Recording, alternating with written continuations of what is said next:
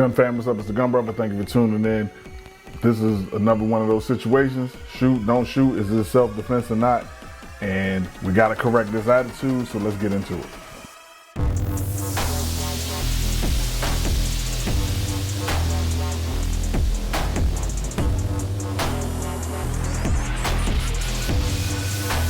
So as you can see in the caption, this is out of East Baltimore.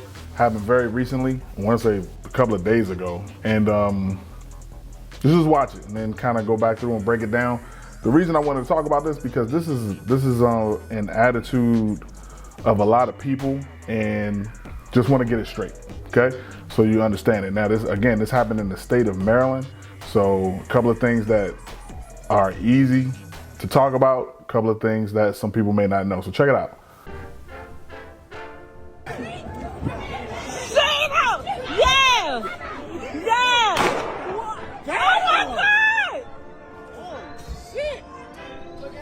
Oh my God!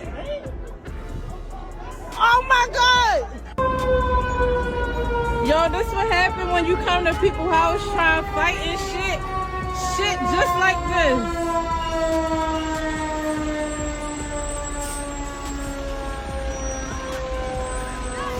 All right, so you saw what happened.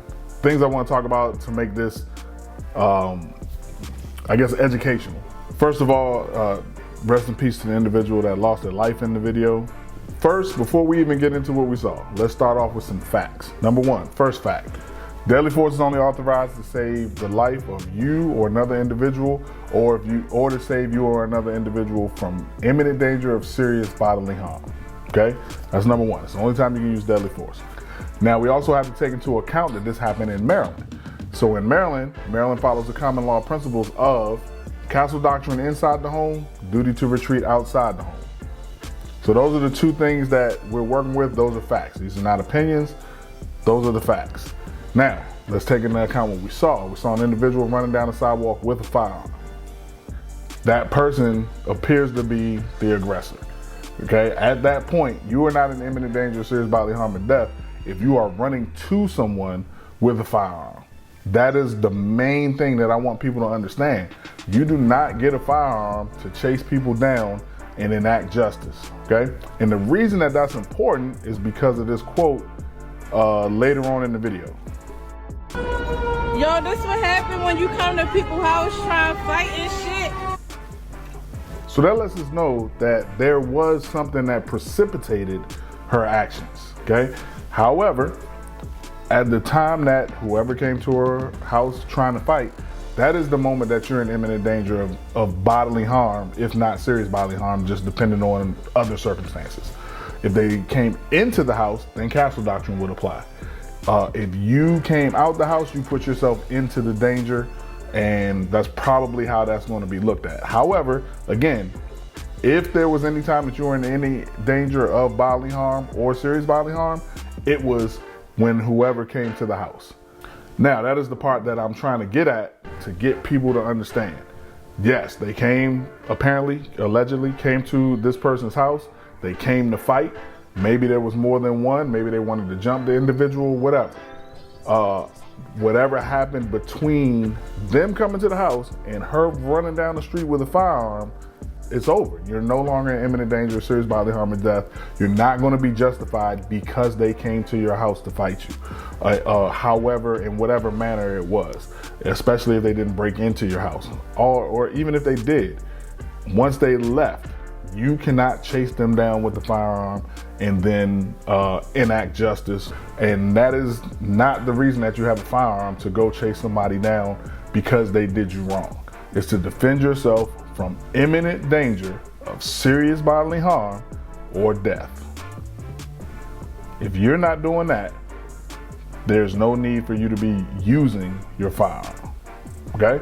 And in this video, she is offensive. She is on the offensive. She's running down the street. She's not in danger of anything. She's running down the street and then fires a shot, which did result in the loss of life of another individual. All right, now on top of all of this though, the last thing is probably the worst thing. Maryland is a duty to retreat jurisdiction. And what that means is, even if you are in imminent danger of serious bodily harm or death, you do have the duty to retreat unless those steps are inconsistent with your own safety. So if you do take action, you just have to be able to articulate how, if you tried to retreat, that would have put you in more danger. And that's why the jurisdiction is so important in this particular case, because it's not a stand your ground jurisdiction, which says you can defend yourself no matter what. The level of force still has to be commensurate with the threat. It's one thing that people overlook with stand your ground jurisdictions. Level of force still has to be commensurate with the threat, but you do not have to retreat before you defend yourself. Now, the second part I want to address, the officer response. Even though I'm sure this officer sincerely wanted to help this individual, that is not how you do your CPR compressions. And again, I just want to show it as a learning lesson. Shit just like this. Okay? That is not how you do CPR compressions. Officers, practice. You got to practice, because when the moment comes or the time comes for you to do it, you're going to be under stress. It's going to be hectic. And if you haven't done it in a year and a half, because that was the last time you took the class and that was the last time you've done it, you're not going to do it correctly. That's not how you do it. So I just want to say that to all officers, all law enforcement, people. If you're carrying a firearm, you should know how to take care of someone that has been shot to a certain extent, or at least help that person until EMS arrives and is able to provide advanced medical care. So just a couple of points that can be taken from this incident and turned into positives later for people in the same situation. As always, please let me know what you think in the comments. And with that being said, Gun Brother is out. I will talk to you guys soon.